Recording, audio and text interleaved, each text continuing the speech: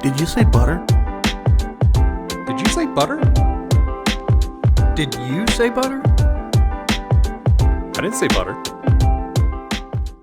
All right, so what are some other skits that you guys enjoyed through the years? I'm trying to think. We should have wrote a list down. Should have. We talked about Some different ideas, but we know each other. Yeah, we should have planned this out way better. I think I'm just going to say something, I guess, kind of serious. But one thing that I really miss and I really enjoy was just being with you guys. Yeah. Being with the two of you, being with our wives as a part. That was the final group. So the group did change. As Aaron mentioned, we had an initial group, and then some people have kind of came and left the group and things like that. But the final group that we had, I just really miss being together. Yeah. Practice time, we just got to hang out, got to come up with ideas and share thoughts. So I really miss that. So it was a good time. That was also, we would work on skits. I think at one point we wrote a song together. Did we? That sounds about right. It's probably horrible. It's probably so bad. Well, we were working through it. Just kind of working on the structure and everything. No. But, other than that, we would just hang out and just kind of talk about life and well, it's like where most of our skits came from is just hanging out and talking. Yeah.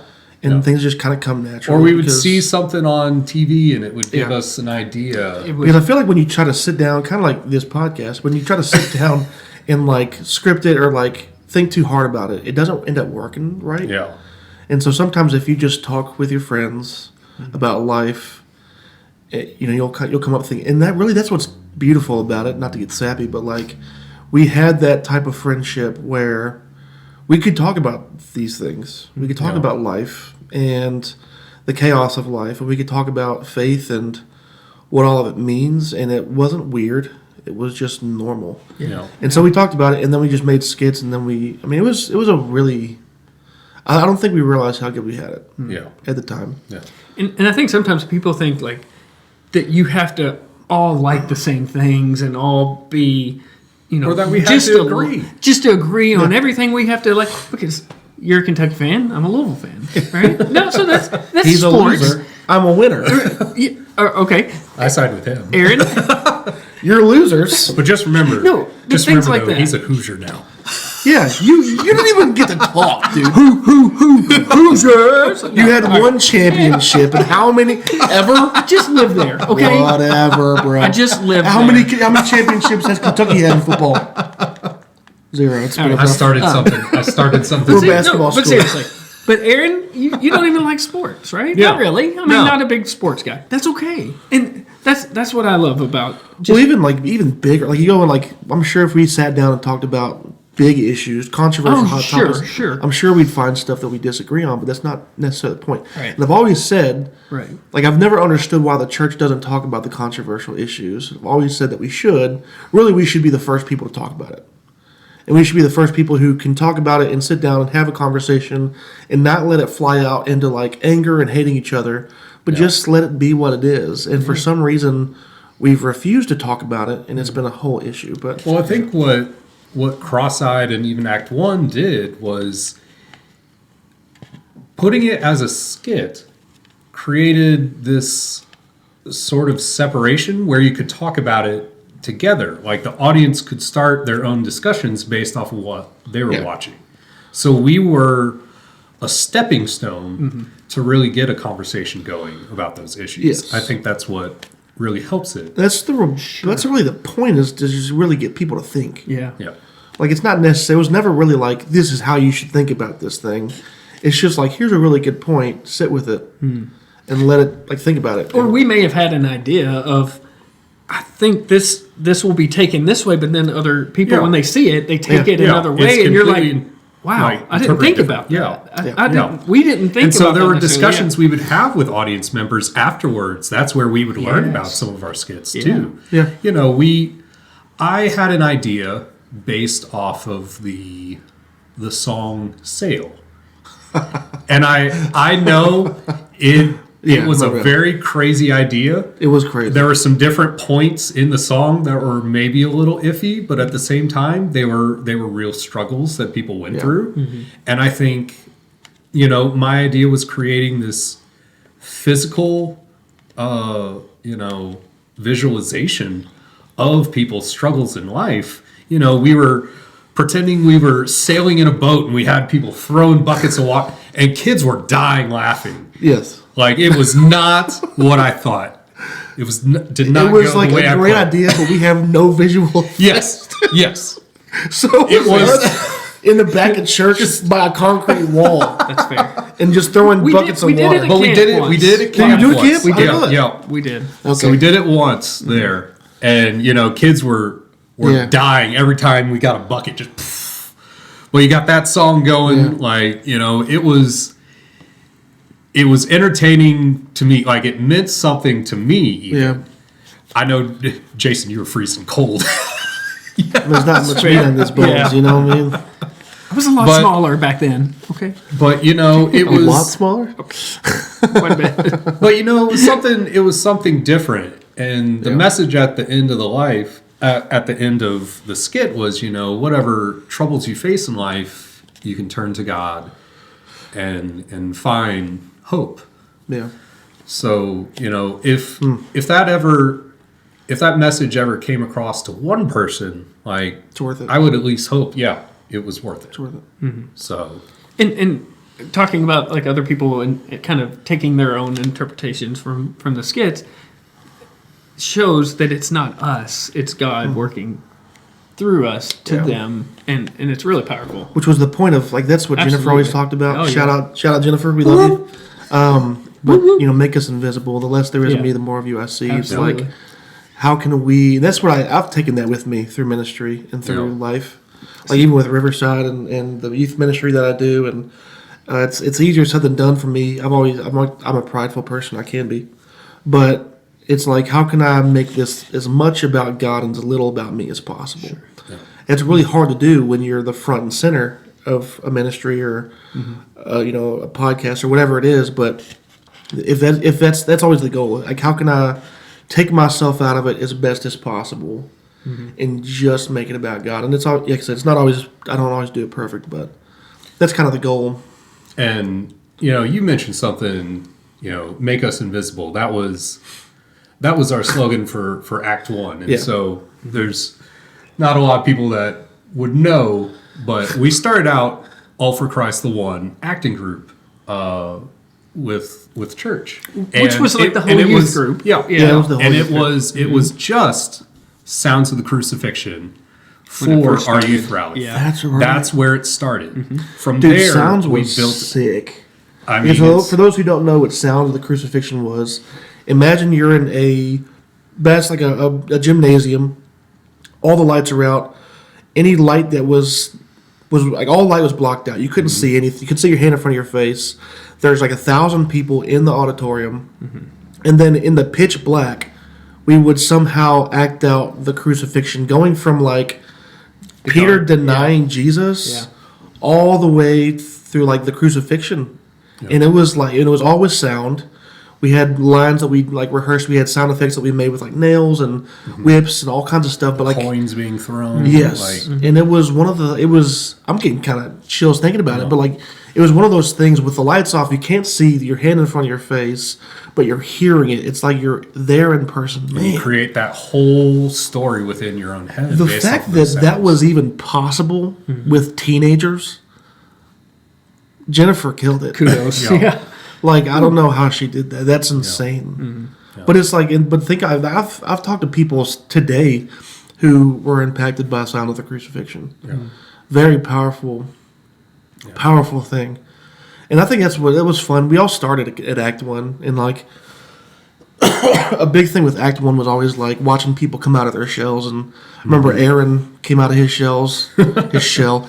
He came out of his shell a lot when he was younger, and I think everybody kind of did, because you're a teenager, you don't even know who you are really, and then you step out on stage in front of 1,000 people or however many people there are, and you do a skit, and it changes you. It just kind of does. It And puts you in a very uncomfortable place. But if you get through it, you're like, wait a second. Yeah. I just did that really cool thing. And that's the thing, even if you messed up something, you beat yourself up, but then you get back up and you do the next skit and you move forward. Get made fun of a little bit. But out of it's all. But then fun. But I mean, everyone messed up. Yeah, we'll be like, oh, you missed this line. Oh, you didn't do this step. But does it really matter? Yeah, exactly. Move on. Right. Next thing, as it was always the message, and that's as we moved into Crosseyed. We even moved away from scripts as much and really focused on the message. There's more improv. But how did Crosseyed start? Because I didn't start it. So Act 1 ended. It really started. I ended Act 1. I think Act 1 was still going. Yes. Act 1 was still around. Right. It was still going. And I want to say you and Clint maybe first started talking about it. I had just come back from Rochester. And so, Clint walked up to me the next Sunday at church and was just like, hey, we want to do a traveling group. And I was like, okay. Correct me. And it started off big. Yeah, there was a very large bigger group than and it didn't last. There were 8 of us. So I think that a youth rally contacted Mike to see if we could bring a group to perform. I think it Shout was... out Mike. Yes, Dude. Mike. OG. I think it may have been Celebration. Oh, okay. Possibly. Yeah. Which was in Land Between the Lakes. I think that's where the first kind of idea came from. We were like, well, let's get a smaller group together that can travel. Because with a lot of younger kids in the youth group, 30 teenagers... kids. That's a bus. It's impossible. It's impossible. impossible. It's a lot of issues there. So me being a new youth minister, Luke, you have to work with the parents and that kind of thing when kids can't drive and that kind of thing. So we were trying to get some of us older guys to. I may not have even been a teenager then. I don't remember, but. Just getting a traveling group, as you said, Aaron, and it was really the college age. It's kind of it was everyone that had left the youth group, and we're trying to kind of figure out what to do next. I think some of them were still high school age. Some of them were because I started. I kind of got involved in high school. Colin got involved in high school. Yes. But that's always been a downfall of a lot of churches is once you graduate high school, there's nowhere for you to go. And I think for that era of our church, that kind of was what helped us. Now we got other things going on, but yeah. So then Crosseyed started. It was big. When did it get whittled down? Our first performance, as Aaron mentioned earlier, was at Terre Haute at a Bible camp. It was a Bible camp. It was maybe like 30 to 40 minutes from Spring Mill. Like we left from Spring Mill to go there and then come back to Spring Mill. If I remember right. Because it was during the week of further. camp. I think it was further than that. Maybe. But I can't remember. Yeah. You were the driver, so. Yeah. Remember when we killed that rabbit? I drove a lot. That's totally random. The time we killed the rabbit. Was that when we went? That's when we went to Nashville. We were coming back. To Nashville. We were in the same car together. It's when you fell asleep driving and almost murdered us. Remember that? Yes. Anyways, I have a problem. We were driving, and out of nowhere, Autopilot is not your friend. We were driving out of nowhere. My friend, actually. A rabbit crossed in front of the car, and we were all like, "Ah!" And we hit the rabbit. I just saw a blur. I thought it was hilarious. I just saw a blur of like black and white run across, and then I felt boom. Yep. Are you sure it wasn't a skunk? No, it was definitely a rabbit. Black and white. I saw it very clearly. No. We called, I didn't see it. Called the girls who were with us, who was Hannah and Jeannie. Yep. And we told them, I think Hannah cried. If I'm not mistaken. That's possible. But yeah. Anyways, okay. So it shrunk at some point. At some point, it got to the point where it was me, you, and then our wives. Yes. Mm-hmm. And it was just us 5. Yeah. Yeah. And yeah, that was a cool moment, I think. And that was the final group that we had. Yes. Yeah. Which, And if we ever revive, I don't know if we can, man. We have you never know. 5 kids between I shouldn't us. say that. But we do, but they're growing. I mean, they'll get older one of these days. And we were getting older too, but We're getting very old. Or then your children become the new generation of Crosseyed. I'm just saying. Oh boy, There's 5. there's 5. There's 5. I'm just putting it out there. But yeah, but no, those days were good because I don't know. For me, that group, the 5 of us, was extremely close. I mean, obviously, we ended up marrying 2 of them, but it was just the close. And for me, like there was a point in my life when I was kind of at a crossroads of like, do I go down this path or do I go down this path? And I guess it was kind of before that, but like I remember that group really Like we kept were, me on track. and that was the thing. We were kind of in that point where we were all starting to really grow. You know, you all were starting your new families. Yeah, You know, I was starting, you know, down some different career paths. yeah, And so I think part of it was us leaning on each other yeah. it while really we was. were growing at the same time. And, you know, I just want to throw back to everyone else before, like, you know, you had a lot of people that left town, went to school, Yeah. things like that. It was never, you know, bye. Yeah, But it was just that, you know, changes happened. yeah, Right. So, you know, everyone involved brought a piece to Crosseyed too. Yeah. I guess that's something I oh yeah, just wanted to bring up too. absolutely. So, That's what made it cool. I think Yeah. that's what made it fun. Is there's different perspectives and just different personalities that all came together. Because like think of shows. Think of shows like The Office. Like the reason The Office works well is because you have 15 different weird personalities and it's awkward. that all come together in their own awkward, weird, funny way. Yeah. And that's kind of how Crosseyed is. It's Yeah. like, or at least it was. It's like you have all these different people who are very different.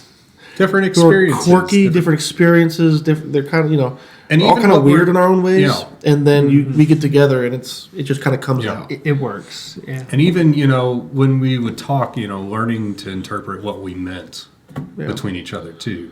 Just Yeah, was that whole learning process. big learning process. And I think sometimes we might miss, again, not that it's us, but God working through us, some of either the connections that we made with the people that we performed for, because we performed quite a few different places, Yeah. which was a lot of fun. And That was the most fun.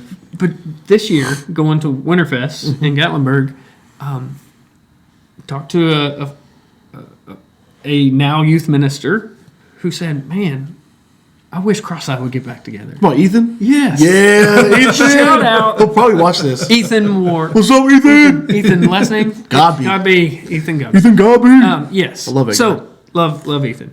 But he mentioned that to me, and I was like, Yeah. you're right. I miss it too. You know, so Well, it's like we think of all the connections we made. That was probably the best part because, like, I remember Jim, my father-in-law now, which didn't see that, nailed it.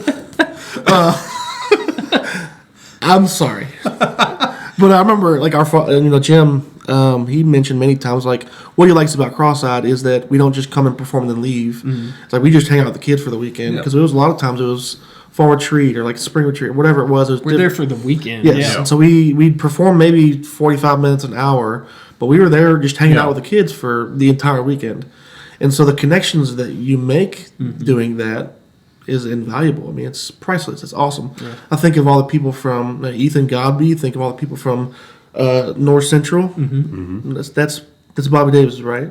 North Central. Used to be. Yeah. But, okay, so that, and then you got Central Church of Christ. I mean, there's churches everywhere that we've talked to, people we've met, and it's like, oh my gosh, that's what's cool about the church community, like the Church of Christ community, is the connections. It's such a small world. You'll go to a Church of Christ you've never been to, and it's like, oh yeah, you're that guy. Like I know you through some weird way, but like, but the connections that we made were always fun. Yeah, Very fun. And what I kind of learned over the years too with camp, you know, sometimes that was like some of the closest interactions kids would have, you know, within the church. You know, I remember dropping off some kids after camp and just thinking like, I mean, this was kind of the big thing of their summer. So Pretty much. So just kind of thinking about that impact, regardless of the skits, but just having that human interaction. Yeah. And really, it gives you the opportunity to reflect and talk about those skits and how it impacted it. Yeah. Well, that's what's beautiful about camp. Is like, camp is just goated. It's just a great place because like, there's something about it. You get kids away from home. They don't have the best signal, so they can't just sit on their phone and scroll all day. There was a time before that, and it was even better, but they can't just sit and scroll on their phone all day, and so they're forced to get out of their comfort zone and go make friends. And then they're also, you bring in Jesus into it, and 3 lessons a day, we're focusing on him. It ends up being an extremely impactful place for people, and it really, for a lot of people, it becomes a place that's like life-changing. It really is a life-changing place for a lot of people. Was for me. Yeah. And so then you throw in getting to do Crosseyed, those places like camp, and it's a joy because you get to be a part of that. Yeah. And what I also really enjoyed about camp, just even growing up outside of, Crosseyed, you also had those times of just finding kind of peace.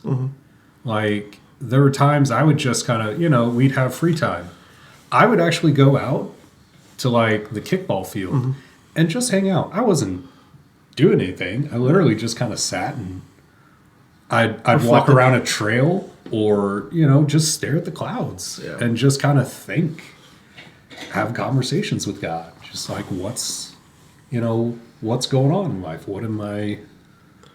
What's happening next once I leave here? Like, it gives you time to reflect. And, in our regular lives, there's so much chaos, so much going on all the time. It's kind of hard to hear yourself think. Yeah.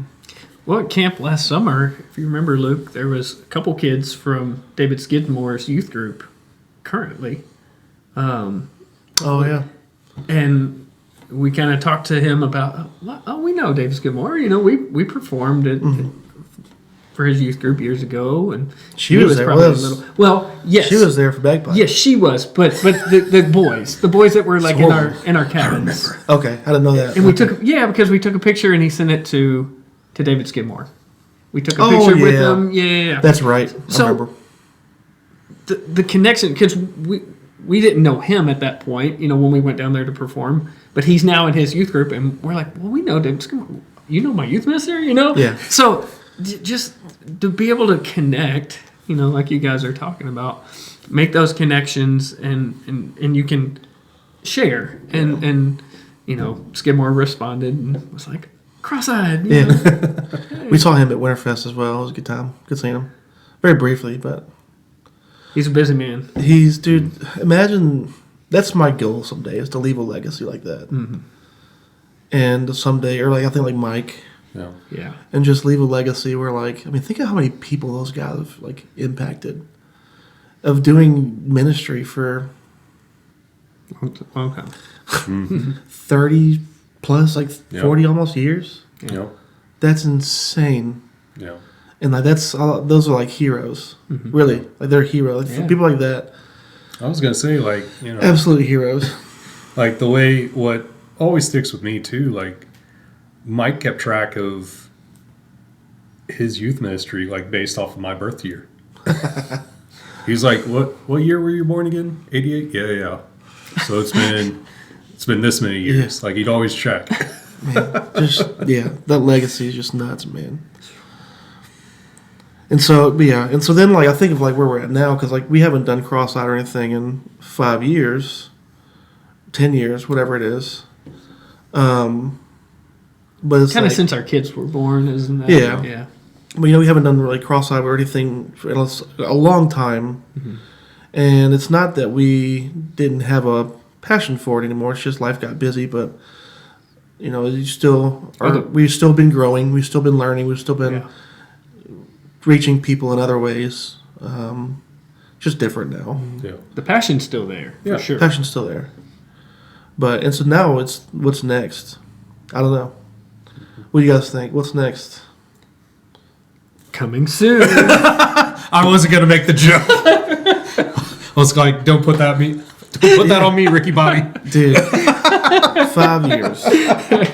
I'm so 5 years sorry. just to get this post. Yeah. Time is different But for everybody, right? Yeah. Yeah. How soon is it's coming been soon? crazy. A week? Yeah. An hour? We'll make another post. Coming soon. And then 5 years from now, we'll get back All right. together again. And we'll make a podcast episode. The second second episode. one. Yeah. Oh, man. Yeah. Yeah. It's not going to grow at all. Not at all. People are going to be like, well, no, What was that? make that podcast at one time? Yeah. What happened? Yeah, literally one time. They made a podcast one time? We just want to be that one-hit wonder podcast. Yeah. So share this with everybody because this is Yeah. all we get. Yeah. This is all we're doing. But yeah, so the question is, what's next? I don't know. That's kind of a out of left field answer question. I don't know if you guys have an answer to that. I don't even know if we know an answer to that. But I'll say this is something I've wanted to do forever. Yeah. Since we stopped traveling and doing skits on the road, I've always wanted to do a podcast because it's at this point with you're married, you got a career, you got your stuff going on. You're married, you've got your stuff going on. I'm married. We all have our stuff going on. Yeah. Traveling and performing skits is almost impossible at this point. It's not impossible. It's just very complicated. I mean, even before that, just getting time to practice and prep Yeah. for that, Yeah. to travel, Yep. and then so, perform. So yeah, it's always been a struggle. We've wanted to get on the road and do stuff again, but it's like how? And so hopefully with this, In God's timing. yeah, in God's time, we'll see how this goes. But I've always wanted to do this because this is a way that we can still take that passion and just modify it, and then hopefully still be able to do this, have the same impact that we once did. Absolutely. I don't know if that'll happen. We'll see. It can happen. It's all in God's hands. Yeah. Yeah. It always is. But yeah. Any other thoughts, boys? So here's We don't know what we're doing. If you can't tell, we have no idea. Go ahead, Aaron. So He's I was got gonna say, do we want to create like a beginner, like to really explain who we are, or just No. It'll just be a mystery. all right? Just who are these guys on his podcast? What's happening? Yeah, this is just just some people. I guess is this going on Riverside or I met is this Luke going on the street. They don't really have a Crosseyed YouTube page, do we? No. No. No. So should we put it on Riverside for now? I don't know. We Good can. thought. Yeah. And then we can just do it that way for now. Anyways, We can share it out. this is probably a conversation for not on the podcast. We can edit it out. It's fine. I won't edit any of this out. I'm gonna record it as is. This is all we got. in, Aaron. Everything is So I don't know. in. This was good times, though. It's good to kind of think back on, some of the memories we had Yeah. and see, like you said, see what happens next. See what comes from it. Yep. Just getting together with you guys is pretty It's always fun. impactful. It's fun. Yes. Very It's the fun. boys, dude. It's the boys, dog. I was gonna say some of the road trips were the best part. Road tripping with the boys, dude. It's about as good as it gets. Yeah. Just make sure when you're going to a camp that you don't get off on a logging trail at midnight. Yep. I was like, Right? Oh my gosh. Jason's about to come out. Not that Jason. Another Jason with a chainsaw is going to come out of the woods, and I'm going to scream like a little girl. Oh my goodness. That did happen. Well, the name of the street was weird too. Graveyard Street or something. Yeah. It right was next to turned the right off cemetery. this Yeah, tiny yeah. little like That's what it chapel was, church. cemetery. Cemetery Road. Cemetery It Road. was Yeah. so isolated. It was Terrifying, dude. Really? Where did he lead us? That was a horrible trip. That whole trip sucked. And here's why. I had allergies that weekend. And I kept coughing the entire time. And so we went to go sleep in the cabins. Yeah. I can't stop coughing. So our buddy Clint's like, hey, you need to either go to another room or go sleep in your car or something because you're keeping everybody awake. So I went and slept in my car. It's cold out. And I didn't get any sleep. The weekend it went well, but I was just exhausted. And then I remember we left. My car's on E. I have no gas. Yep. We pull up the maps, try to find a gas station. Just the two of us, just like trying to find a place. The maps didn't show a gas station. Yep. So we just figured we'd start driving and see how far we get. Yep. And then it's like on E, and the thing starts saying like 10 miles till empty 5. I think I got down to 2. And then we're like, we're toast, like, bro. We're cooked, chat. Then just this little rinky-dink, no-name gas station in the middle of nowhere. Like, turn off. We got lucky, but yeah, that was a real Otherwise, trip. we'd just be walking down the street. Looking out. He's looking out. God was looking out. Appreciate it. Yeah. But yes, road trips were fun. We did have a good time together. Yeah. And all right, well, this is where we'll end. It seems like a good ending spot. Yeah. So this is the Crosseyed podcast. I don't know. This is a podcast with me, and this is Jason. Hi. This is Aaron, for those of you who don't know us. And we'll see you next time. Maybe 5 years. See you next time in 5 years. Did you say butter? Did you say butter? Did you say butter? I didn't say butter.